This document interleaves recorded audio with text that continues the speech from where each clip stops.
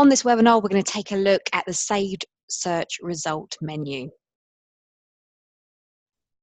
So when you've got a list of saved search results, there's several things that you can view and you can change in this area. So the first thing we're going to focus on is, at the moment, at the top, we can see listed here are some results. At the bottom, automatically, there's a viewing panel.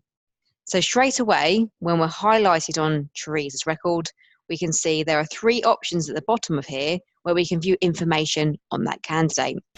So first of all, if we go to document preview, you'll see the original CV in her document library that's been defaulted will be listed here. So you can scroll through and view her CV. The next thing is the entity preview. So this is showing the profile page of the candidate record. So it's great that just from that first glance, you can scroll through, view certain data, see the CV, any comments and everything that's on that particular record. And lastly, very useful, is you've got the journal.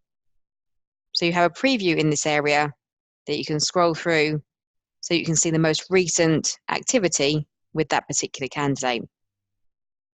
Now you can actually switch this view off. So if you want to be able to scroll through these results, you can click on this button here and then notice that gets rid of the viewing panel, and you can then scroll through and see those results easily. If you then want the panel back, you can click on this again and you can view back the panel down here. Now on the top, right over here, we've got an options button. So we're going to take a look through what we've got in here. So first of all, we've got the highlighter. So what you can do in here is you can select certain candidates from here and go to options and use a highlighter where you've got a list of colours where that can mean something to you. So for example, to your candidates that are interested in this role, or maybe your top candidates you want to put forward to the shortlist, you could make them green. Also in the options, you have got unhighlight. So if you want to change that and remove that colour, you could also do so. In the options, you also have lose entities, keep entities, and also add entities to results. So when it says entity, it means a record, so a candidate record. So for example, if you've ticked on certain records like I have here, as you can see, and you click on lose entities, that will delete them from that list. You also have the keep entities in there as well. So what that means is there might only be certain people you do want to keep in that list. So you might sort your search results, for example, and you may only want to keep your active candidates. So what you can do is tick up here and then tick down here to all the active ones. So click on the shift key with your mouse and select up here, click down here, and then what you could do is go to options and keep, and it will only keep the records that have the active status. Every other record in that list will then be deleted. The last thing within the entity section is the adding of entities. So you can add another candidate to this search if you wish. So if we click on add, you'll see here you've got a list of the different record types in the system. We're looking for person, as you were looking for in this section. Sorry, we're looking for person and candidate. So you can pick on contract, permanent, or temp, depending on what you're looking for. So if I tick permanent here, you'll get a list here. And then you can type in a name. So if we go for, there we go. And then from that section, you can click on that person's name and it will add that person to your list. She may have already been in my list in the first place. So if we go back to options here, you've got a couple of more, like you've got exporting to CSV. Now this may be in your system or may not be, depending on whether your administrator has allowed that to be in that section, because it can be switched off. If it is there, you can simply click on a set of results, export as CSV. It will come down here at the bottom, and then you can open and then start manipulating and using that list in Excel.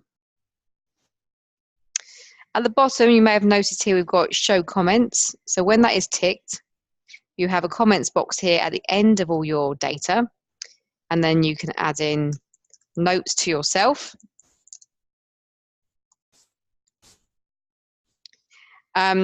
This is great because it will only sit on your saved search, so no one else can see those comments, and it does not go to the journal or link to the candidate record. So it's just sitting within that saved list of results. Also in the options, you can see you've got records per page. So the maximum records you can have in one screening page, and scroll down, is 60. So depending, you might have yours defaulted on maybe 30, for example, because that was the old default in the system. If you do want us to change this to 60, so it's always defaulted to 60, then either let your administrator know or contact client services, and we can change that for you.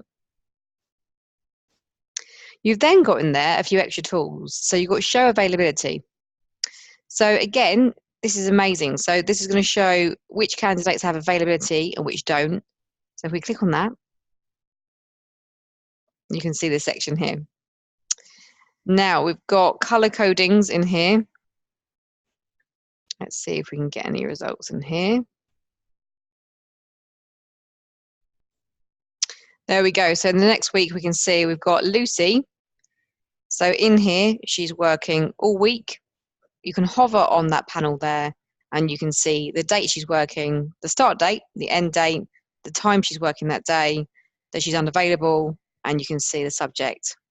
So it's brilliant. So down here, you've got your code, if she's unavailable, if she's in the booking, sickness, client visit, etc. So you'll see exactly what a list of candidates are up to from that view. You can also pick the view from here as well. So you can go to a specific date. You can get a daily view, a weekly view, or monthly view. And again, you can then scroll through. If you want to then remove that availability screen and go back to the normal list of results, you can go to options and then go to show results, and it takes you back to that screen. Now you've also got a function called make active. So what that's going to do, it's going to rerun that search and the results in it automatically for you. So this is a fantastic feature. In here, it says schedule period. So how frequently do you want this search to refresh itself and give you the new data? So, or new results. So if we say minutes, you've got hours, days, and weeks. Typically, you might want to run that every day, for example. The active date, I'm going to go with Monday. And you need to then pick a specific time that you want that search to rerun. Now, we do recommend, if you can, to rerun any searches outside of working hours, just so that if there's quite a few of you in the company and you're running lots of searches at once throughout the day, it might slow down your system. So we do recommend you try and do it outside of working hours. So the interval period just means the frequency of how frequent you want that search to rerun itself. So if it's daily and you put 1, it's going to then run once every day. And notify, if you want to get a notification when you log in to tell you that there are new results on that particular search, then it will flash up when you log in or when it reruns, and there'll be a notification telling you that you have new results on that particular search. So if you apply that, you can see that's an active search. So Monday morning, that will rerun. If there's new results, it will flash up and tell me. If you ever want to deactivate, you can go to options and deactivate from the same place that you made it active. The formatter tool is actually shown in a separate webinar. So we'll go through that separately. And you've also got a function called save selected as. So what this is for is, at the moment, we have a group of 135 results. You might look through these and find a list or a group of candidates that have a particular skill or that you want to look at separately. So you could select and tick those candidates. You could go to save selected as,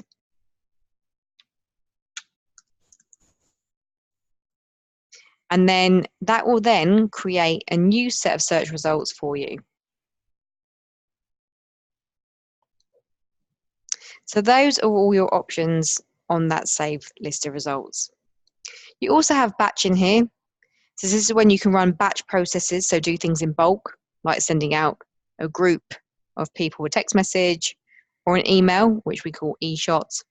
So you just need to select the candidates that you want to contact, and you can use these options as a batch process. This will be covered, the batch section is covered in a separate webinar.